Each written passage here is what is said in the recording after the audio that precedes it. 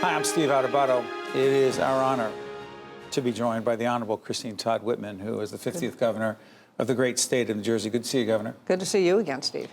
Oh, so many things to talk about. Can we start nationally? Sure. How dangerous, in your view, because you've said it publicly, you've tweeted it, you've written about it, you've been on the air talking about it, how dangerous, in your view, not just as a Republican, but as an American, is President Trump's presidency to date? I think extremely dangerous. What he's doing is marshaling people's fears, focusing their hate on one or two groups, and then undermining people's confidence in the news media, in the courts. Anybody who opposes him in any way, shape, or form, even if it's based totally on the rule of law, he'll say, well, they're wrong. I'm right, they're wrong. And people are believing that. And it's going to take a long time to come back from it. How many people are believing it? Enough to keep a lot of Republicans scared of opposing him, because they're afraid that in their primaries, these are the people that are going to come out and vote, because, in fact, those in the center have done a lousy job of upholding that part of our responsibility.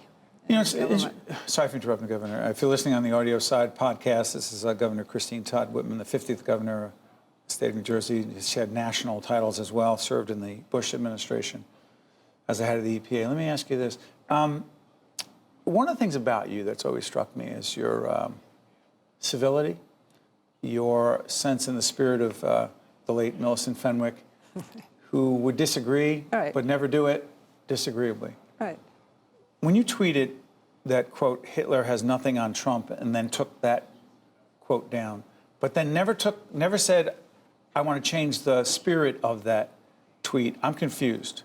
Now, I put it up to be a shock value, to get people's attention, and then I took it down so we could engage in the further conversation. Why would I say something like that? Yeah, why? Look at what's happening. Look at the way, if you do some comparisons between the 1920s and 30s and the rhetoric then and the rhetoric we're hearing now, again, this idea of it's a certain group that's doing it all to you. You'll be all fine if we never have any Mexicans.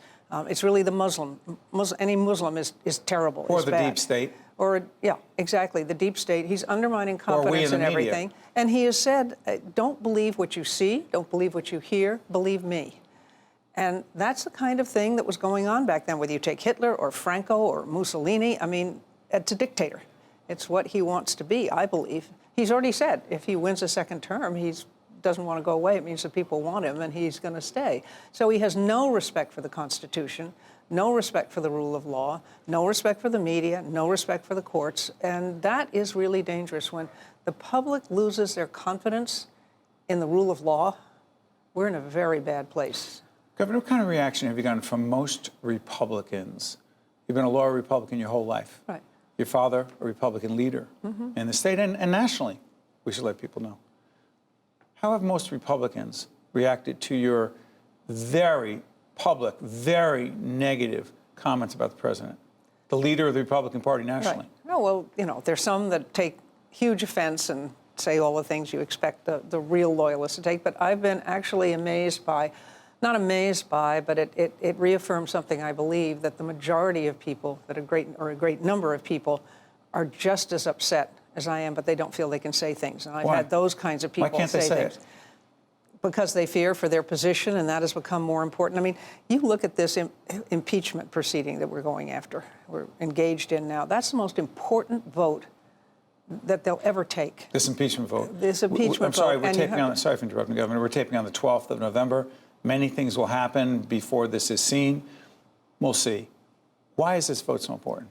Because this is the very essence of. It's the most major tool that our founding fathers gave us in the Constitution, because they foresaw a time when you might have someone who wasn't going to live up to the ideals of the Constitution, and they provided this outlet. But for anybody to take it, you have got to step back and try. It's very hard to have an open mind, but you've got to listen to what's being said and balance. I mean, you have the president saying it was a perfect telephone call. The perfect telephone call to the president of Ukraine? Yes, to Zelensky. And that's a whole other story. It's interesting word, perfect. Yes. I mean, nobody's perfect. Nothing's perfect. Not perfect telephone call. But it was perfect.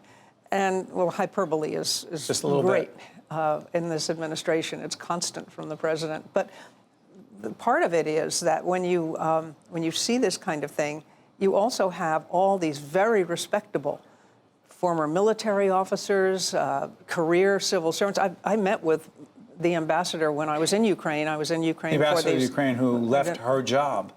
No, the Miller. Miller. Okay. The current acting ambassador. And He's acting give us a ambassador. sense of character there. Absolutely straight shooter. I mean, somebody who's dedicated to the country. He's been in Ukraine before as the ambassador. He knows that country very well. He knows that there was terrible corruption before, but Zelensky was elected on going after that. He has taken steps. I mean, he's required that every member of his cabinet show their entire finances on the internet. This is in Ukraine. I'm curious about this. For those who argue in the Republican Party that this is just the Democrats, by the way, we don't know how things are going to play out. Right. This is a bigger picture discussion, regardless of what happens in the House. Ultimately, the Senate will vote. There'll be a trial, if you will, if things move forward in that direction. To the Democrats who say, you know, this is nothing more than, for the Republicans who say, this is the Democrats, who are just upset about 2016. They were convinced that Hillary Clinton was going to win. She didn't win, and now they're trying to negate the will of the people, you say? Oh, I say, first of all, he's a minority president. We don't know that. But he won the president legitimately through the Electoral College. I think that is a mistake that the Democrats made from the get-go to say we're going to get him out right away. Stand back, let him be president. I mean, first of all, I don't know how you felt about his inaugural speech. That was the most depressing speech I think I have ever heard on a presidential inaugural. The world was coming to an end. There were riots in all our streets. People were being shot every other day. I mean, it was Why do you think he talks really like that? Because that goes to the heart of what the people who are scared, who don't feel they're making progress, who don't feel that they're getting what they're working for, they want to hear someone tell them this is why it is. And he's speaking up for them. But, Governor, to some of my friends, and you have friends as well, who will say, you know what, I may not like the way Trump speaks. I don't particularly love his demeanor. I wouldn't speak like that, they'll often say. But, you know, as we speak, economy's going well, stock market's going strong, my family's better. Then he talks about the black unemployment rate, the president does. It's lower than ever. The Hispanic unemployment rate, lower than ever. It's about the economy. Forget these other things. It's not about what he says, it's what he does, you say? Well, I say, yes, the economy is good in some parts, not as good for others. I've talked to a number of people that are not getting much better, and they're working 2 jobs or 3 jobs to stay in the same place. Ask the farmers in the Midwest about the trade embargoes with China.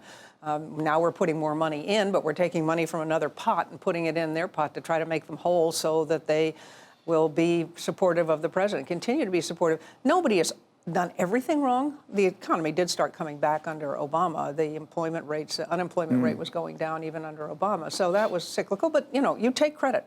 If you're sitting there when it happens, you take the credit for it. Everybody does that, and I get that.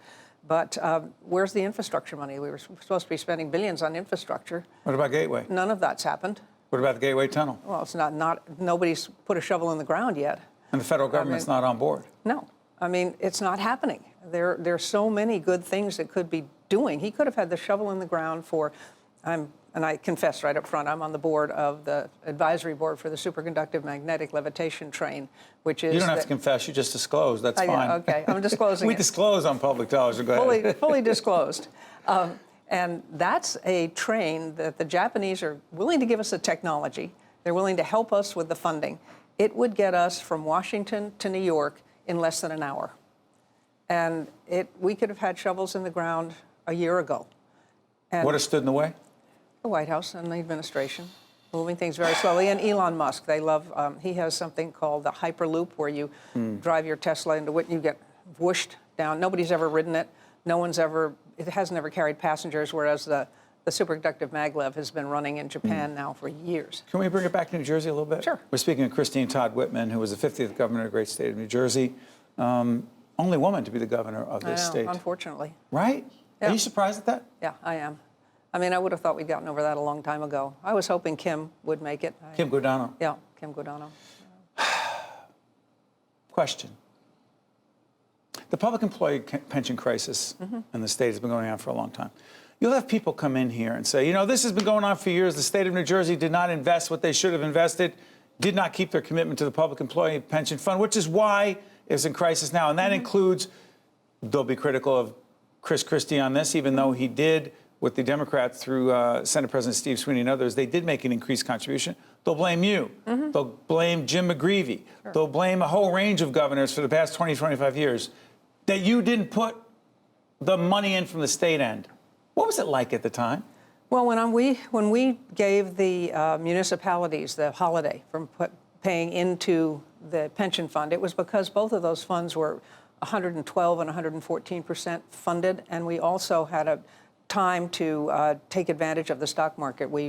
It was basically like redoing a mortgage, and saved about $62 billion over the life of those bonds. But what we'd said was you were always going to have to start paying in again. When I left... Into the pension fund. Into the pension funds. When I left, the two big pension funds were 105 and 108% funded. They were fully funded. But it was clear that the time was coming, and we had said you had to look at a 3-year horizon of how the market was performing, not just base it on the highest year. Unfortunately, the formula got changed several times, and without considering what the impact was going to be on the pension fund itself. And then you added some 50,000 state employees. Were the mistakes made? And this is what happens when you start talking about the pension. It's hard to get not into the weeds. That's not a criticism. It's just the way it is. Right. Do you feel in retrospect you could have and should have done more to have more state dollars going to that pension fund? No, I think I was saying that the people at the time, the taxpayers, didn't have to keep funding something that was that much overfunded. There would come a time when they needed to pay back into that again. But we were going to give the municipalities time to plan for that. We talked about nationally the Republican Party. You made it very clear where you think certain legislators are. We've got a minute left, certain members of Congress and others. Is the Republican Party in New Jersey close to dead? Well, they did better in the last election than they expected to do. So, no, you can't say that it's dead. How would you rate Phil Murphy as a governor? I think he's got to learn how to get along a little bit better with the Democrats. But he seems wait a minute, he is a Democrat. Well, the Democrat leadership, shall we say. I'm not sure they can ever repair the damage totally, but he seems to be doing more now as far as working with Steve Sweeney. It's interesting you say that. In a few seconds we have left, how much of government, from your point of view, is people getting along with other people in high-level positions as opposed to simply policy differences? That's a lot of that. It's a lot. You have to have the trust. You have to have the trust, the ability to talk to one another, the ability to work things out. That's what you do in government. It's all about, not that dirty word compromise, it's all about reaching consensus. Governor Christine Todd Whitman, always not just speaking your mind, but speaking in a civil, respectful way. That was the whole point of why we got into public broadcasting and why public broadcasting exists in the first place. Right. You honor us, Governor. Thank you for joining us. My pleasure. Good to be here. I'm Steve Adubato. We'll be right back right after this. State of Affairs with Steve Adubato is a production of the Caucus Educational Corporation. Funding has been provided by Hackensack Meridian Health, the New Jersey Education Association, Berkeley College, New Jersey Sharing Network, the law firm of Gibbons, P.C., NJM Insurance Group, New Jersey Resources, Delta Dental of New Jersey, and by ADP. Promotional support provided by NJ Advance Media and by Jaffe Communications.